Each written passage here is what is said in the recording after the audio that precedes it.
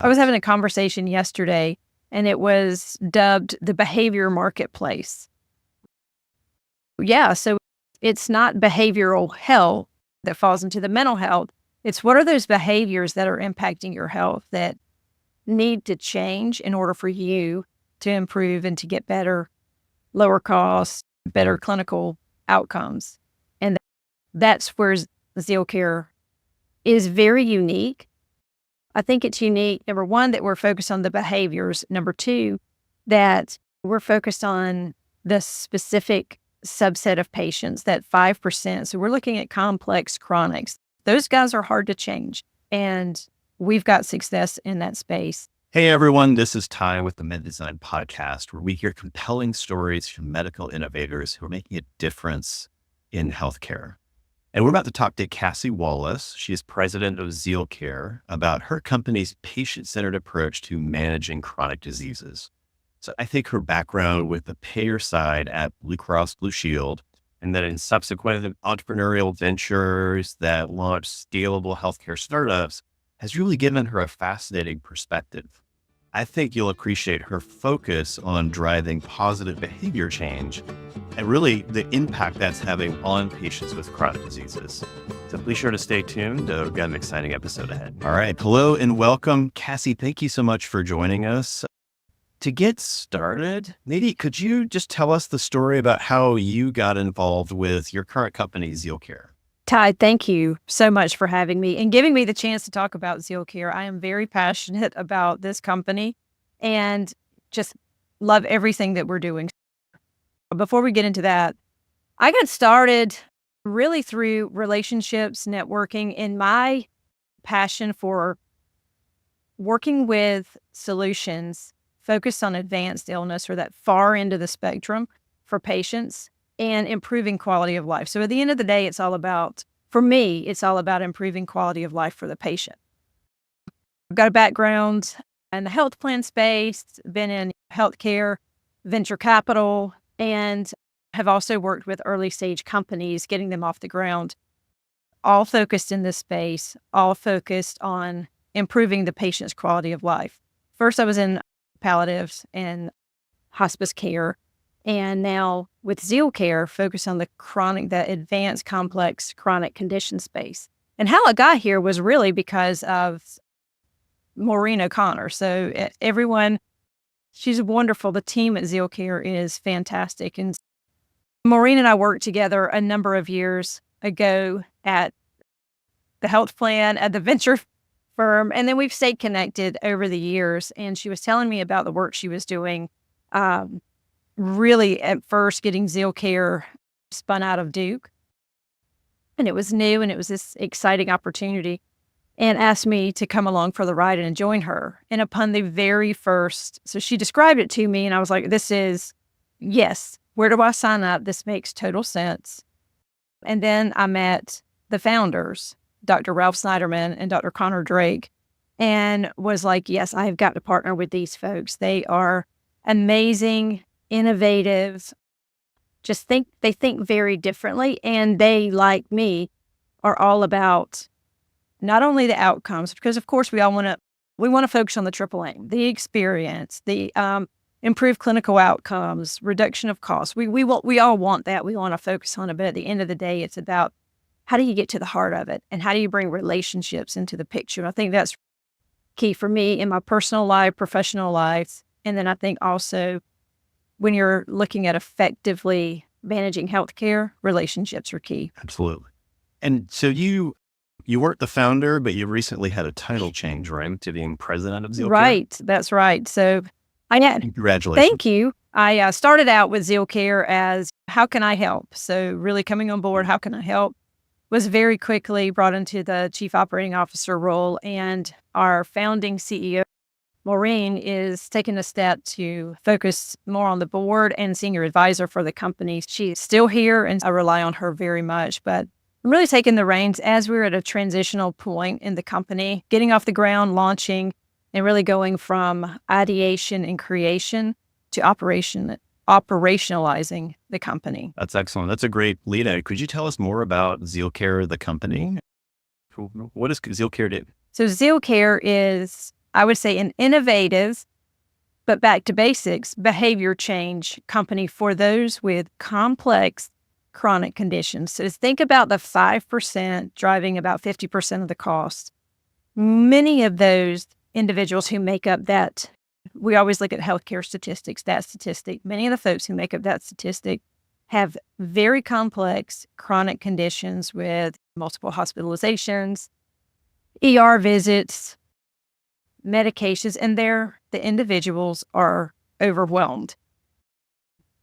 The chronic conditions that make up many of the chronic conditions are impactable, or health can be improved through behavior change and lifestyle changes. And that's where Zeal Care comes into place.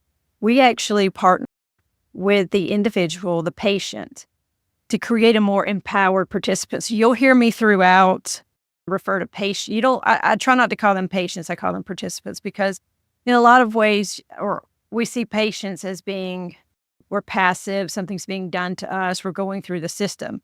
A participant, hey, I'm in the driver's seat.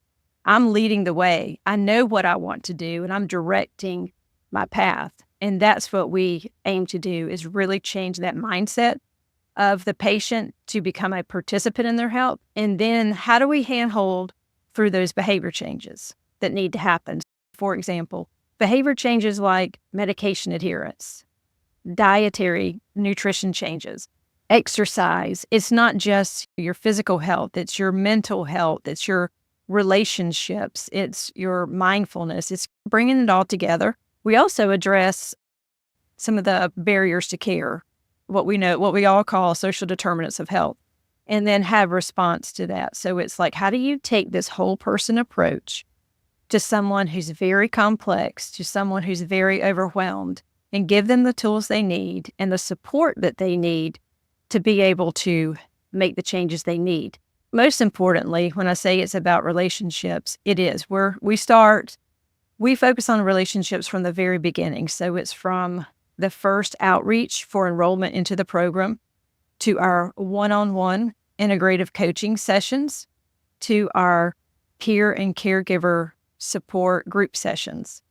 So we bring people and relationships in all different ways. Still getting clinical care. You're still going to see your doctor, but we come alongside and we're that support that really helps those patients become participants. It all sounds like a coaching model where you've got the one-on-one and then group, and then you've got direct primary care, right? It is. It's a coaching model delivered virtually. So just like you and I are having like a Zoom or a Teams conversation, it's delivered virtually.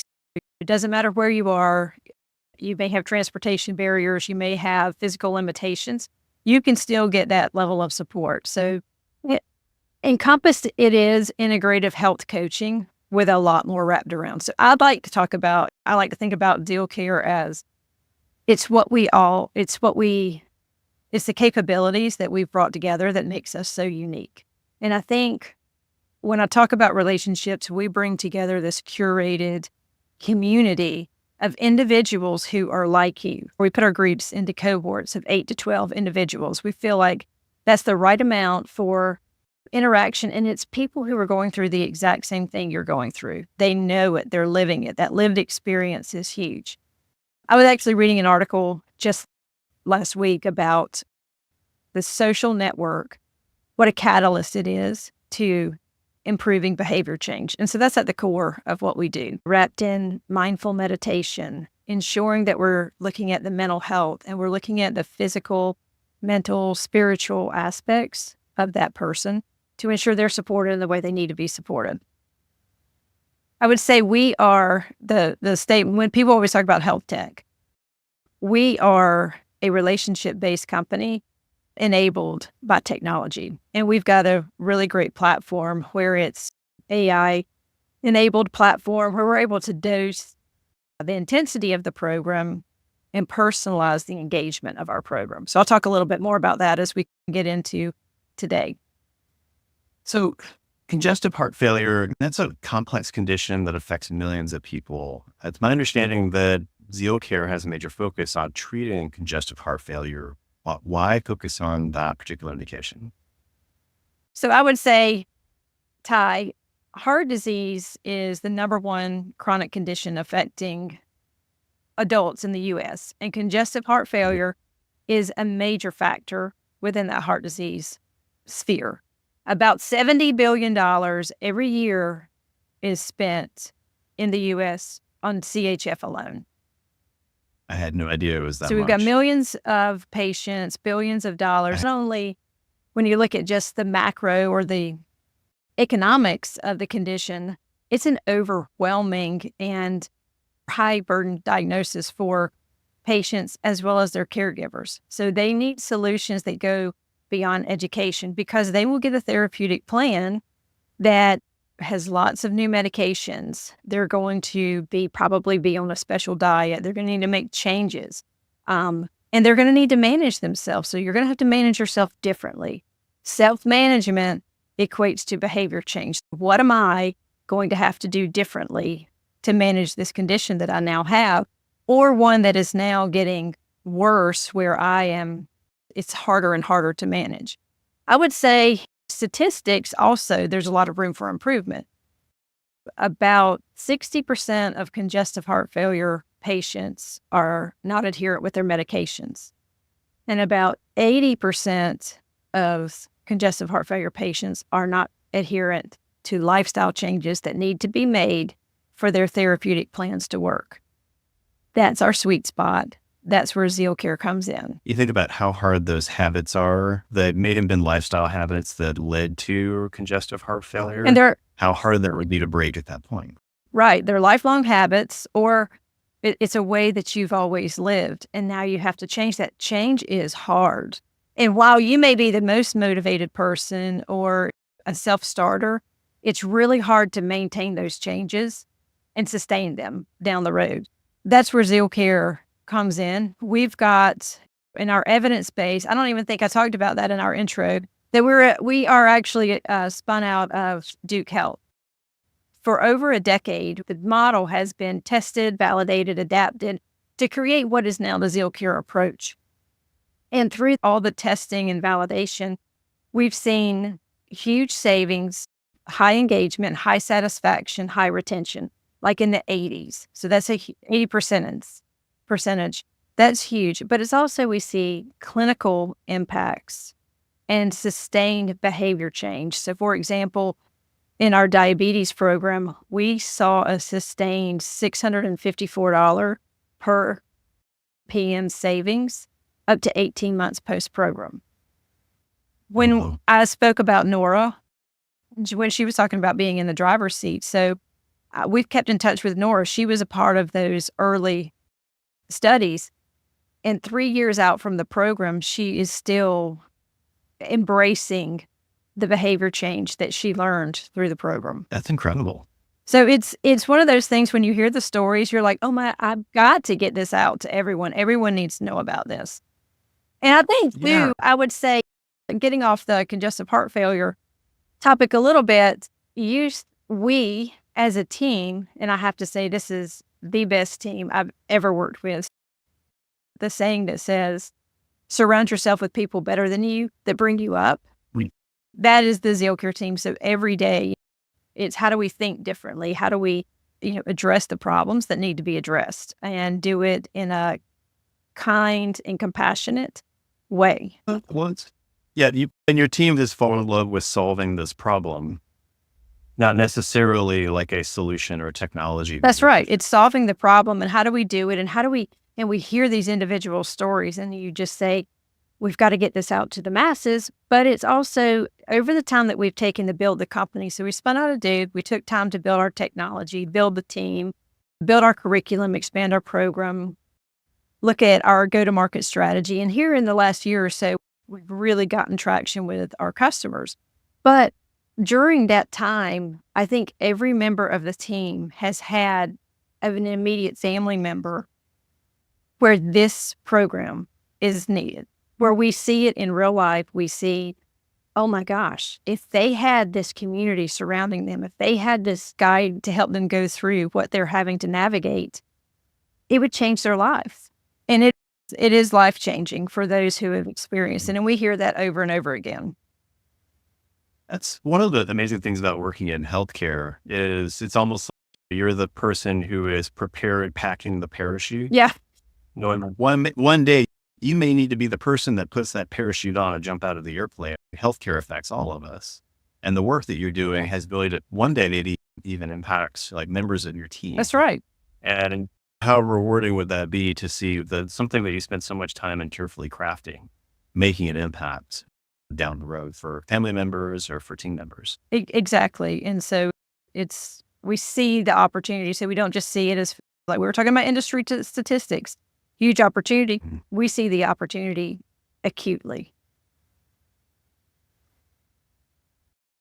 You've talked a little bit about healthcare systems and how they're currently addressing conditions like congestive heart failure. It seems like there's not this sustained program, or maybe there's not even the capacity to do this kind of sustained whole person effort. Yet at the same time, this is what seems like is needed in order to prevent rehospitalization rates. Is that accurate? Yeah, that's definitely accurate. And I think health systems are doing a really good job working with patients when they're in the office or they have a clinical encounter.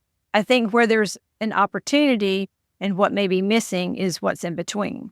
So for example, you have your clinical encounter, you get your therapeutic plan. Now what? So you can imagine, I don't feel well, I'm overwhelmed. Not only do I have congestive heart failure, most likely I have another chronic condition coupled with it. I also have depression or anxiety along with that. And you can imagine I'm overwhelmed. I don't know what to do. So what do folks do when they don't know what to do and they feel paralyzed? They do nothing. So what happens in healthcare? Then they get worse. They they have another encounter. They found out they're a little bit worse, and now there's more stuff to do. There's more on their list of things, their therapeutic plan. They need someone to come in and baby step the way through. So I feel like we come in, we wrap around the individual, we give them what they need. So it's not just our coaches talking and helping them through. It's let me get you set up with peers who are dealing with the same things you're going through. What's really unique in those peer sessions is we call it, that's where the magic happens, is you start to see these relationships form. You start to see them bond beyond that hour meeting where they're forming walking groups. They're texting each other, reminding them to take their medications. And they feel like they've got this really unique small sphere of people who know exactly what they're going through, and they support each other differently. And that's beautiful. So think about, we call it putting the training wheels on. So it's just like riding a bike. You put your training wheels on, you're riding the bike, someone's holding on to the seat too, just so you know that someone's there who are helping you through it. And then you let go of the bike, they're riding with the training wheels, and then the training wheels come off and they're managing themselves. They've stepped into that self-management, fully empowered state. And that's really what we do. But just think about, and also understanding what that individual wants their health for. So it's personalized. The program is personalized to the individual. So what do you want your help for? We have examples like my daughter's getting married in a year. I want to be able to walk down the aisle with her. So how do we get you to that state? I want to be able to walk to the mailbox. I'm not able to even walk to the mailbox anymore. Or I go to lunch with my group of friends. I want to be able to go have lunches again. And getting folks to the state, that's what they want their help for. It's personal, and we can help them get there. So we create a very specific plan to help them get there and work with them every step of the way. And having that community or everybody else doesn't have the same misunderstanding of what the chronic disease is, because everybody's living it and can fully empathize with it. Yeah. And then aware of the goals. Aware of the goals. And when you say everyone's living it, we also open up our program to caregivers. So caregivers are encouraged to attend not just the one-on-one sessions, but the group sessions as well. So they are hearing how it may be I'm caring for my father, and oh, he's not the only one with this issue. This isn't just him. This is a bigger issue. It's twofold with the caregivers. They understand a little bit better and they're able to share with other caregivers, but they also learn how to manage themselves. Caregivers are some of the most stressed individuals in our society right now. Our program and being a part of the sessions and helping to self-manage and deal with stressors, mindfulness, meditation, they're also able to participate and it supports them as well. That sounds incredible. I know that just the burnout rates that happen for caregivers, something that people have so much stress on them, to be able to have that chance to be like taking care of yourself. I think that makes such a difference. It does. It makes a huge difference. So there's a lot of tech in this space as well. Why can't, and this may seem a little bit facetious, but remote patient monitoring, why can't we just send patients a device and solve all of these whole person problems? Like where does that fall short? I think remote patient monitoring is an excellent tool for managing patients. But it number one, it may be too tech forward for some. But I think also when you couple remote patient monitoring with a program like Zeal Care with intensive coaching, behavior change, they are more engaged. They understand what's going on. And like we say, it's a multiplier effect. An engaged and empowered participant that comes out of the Zeal Care program is more engaged and more empowered with the other programs that may be available to them, with devices, even with their clinical encounters and the way they're able to have those conversations with their providers. It sounds like it gets back to adherence. Until you're addressing some of the core behavioral challenges, you're not going to have adherence to some of these other, tech forward solutions that are out there that may have profound benefits, but you still need to address the whole person, which is where you're at that hub of really helping to treat patients where they are. That's exactly right. I think even Dr. Simon was just published an article where he was looking at results from the Zeal Care program. And so we talk about adherence, but this goes back to medication adherence. The subset of patients had about a 48% adherence rate to their medications. For CHF, that's not good. With deploying a program like Zeal Care or deploying the Zeal Care program with those patients, it increased their medication adherence to 89%. And with congestive heart failure, within just a matter of days or weeks, becoming adherent to medications as well as the specific diet, participant begins to feel better. They start to realize they can do this. They have these achievements and small wins, and you start to see, like we say, the multiplier effect, where it's, let's add one more thing, let's take another step in the right direction. Yeah, and it sounds like that incremental phased approach really helps somebody to have a series of small wins that moves in their direction. So going for Zeal Care, and maybe the first win that you've had where you're seeing really real movement is congestive heart failure. What are some of the next indication that Zeal Care is considering that health systems could look to Zeal Care for treatment? Yeah, Zeal Care, our model can create impact for health systems or really anyone who's taking on risks for cost and outcomes, who have patient populations that have high cost and poor outcomes. Any condition that can be impacted by behavior change can benefit from Zeal Care. And we actually also have programs where we focus on chronic kidney disease, dialysis care, poorly managed type 2 diabetes, as well as our newest program is in obesity management with co-occurring conditions. We're continuing to develop our suite of programs for any condition that can be impacted by behavior change. Think autoimmune is one that comes to mind very easily. Yeah, there's some pretty specific focuses you can take, but then there's also broad applications because so much of health really seems like there's a behavioral component to it that seems like your team has really unlocked some really key strategies in order to make a sustained impact. I was having a conversation yesterday, and it was dubbed the behavior marketplace. Yeah, so it's not behavioral health that falls into the mental health. It's what are those behaviors that are impacting your health that need to change in order for you to improve and to get better lower costs, better clinical outcomes. And that's where Zeal Care is very unique. I think it's unique, number one, that we're focused on the behaviors. Number two, that we're focused on the specific subset of patients, that 5%. So we're looking at complex chronics. Those guys are hard to change. And we've got success in that space. As a designer, behavior change is something we're constantly thinking about, not just the performance, function, and benefits of whatever system we're developing, but rather what are the non-product attributes? How do we have somebody feel a certain emotion from the thing that we've created so that we're trying to make a lasting impact on the people who interact with the product?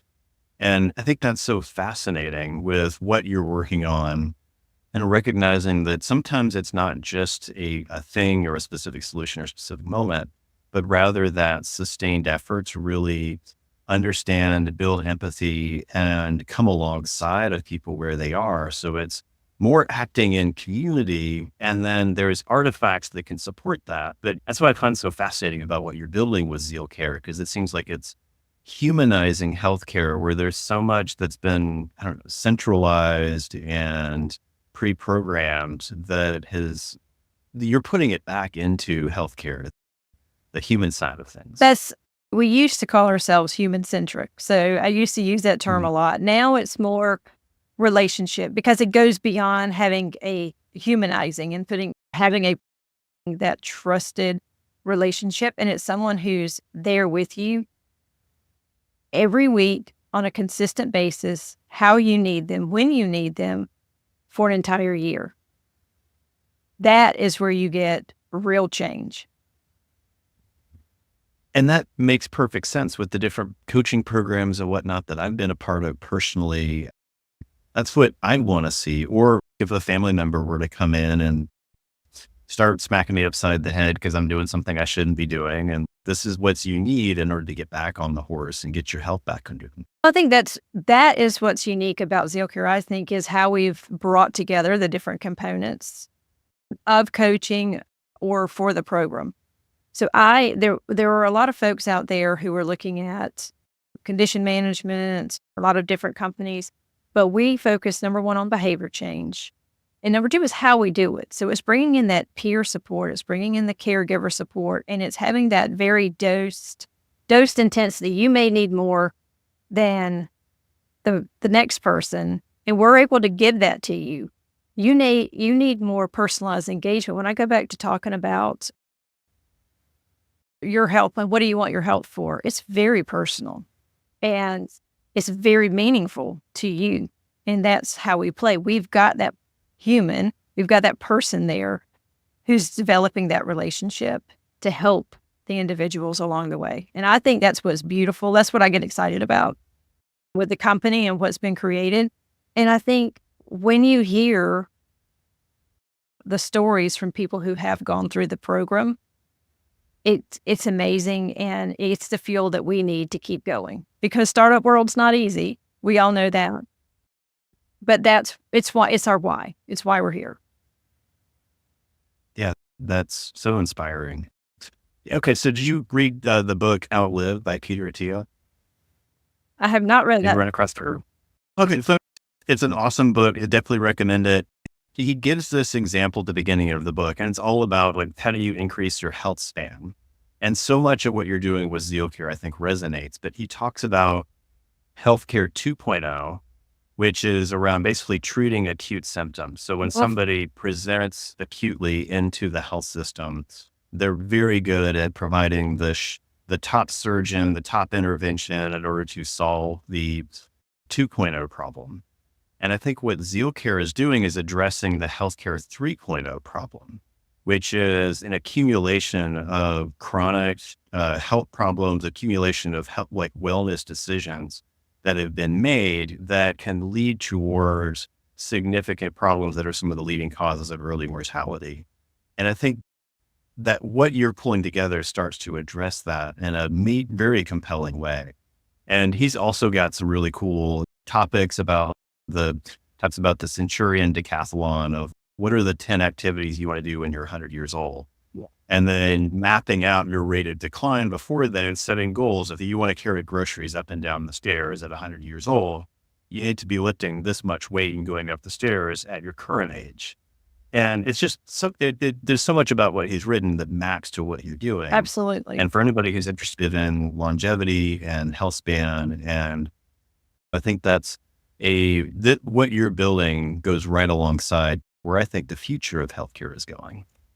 I agree. So I have been in more and more conversations lately about lifestyle medicine, longevity medicine, and focusing on longevity. And that's exactly where we are. It's what decisions are you making today, and being able to reverse where you may be and by changing your behaviors, making different decisions, and then sticking to it.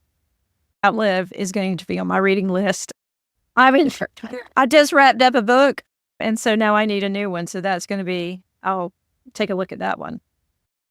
There we go. Yeah, for anybody who knows me, I'm constantly referencing books as we talk. It's a shorthand for incepting ideas, because I think there's just so many good books out there. There's not enough time to read them all, but it's fun to share in like the books that inspired us as well.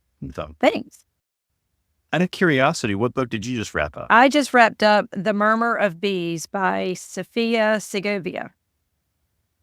So a couple years ago, I decided for my evening reading, so I read business books, industry books throughout. I usually keep one of those in my car. The Ride of a Lifetime, I just finished that one. Is when I sit in carpool or when I'm in the car. But The Murmur of Bees it's about a boy who was orphaned, and he has this swarm of bees protecting him throughout from the time he was born. And he's got like a sixth sense. He's able to speak to the bees and understand. They actually tell him to bring orange tree orchards to a certain part of Mexico to replace the crops that were not performing so well, and some of the other reform that was going on at the time.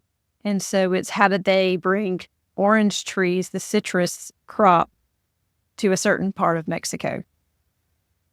Oh, cool. So it's set in the early 1900s. So it's, fiction, but still it was a very good book. Oh, cool. I'll check that out. Thank you for sharing that. Yeah. Okay. So as we wrap up, how can people get started with Zeal Care? And then maybe what's your message to people who are struggling to manage their chronic disease? So I would say my message to anyone struggling with chronic disease is you're not in it by yourself. You don't have to go it alone. There is support. Living the life you want is possible, and there's so much support out there for you.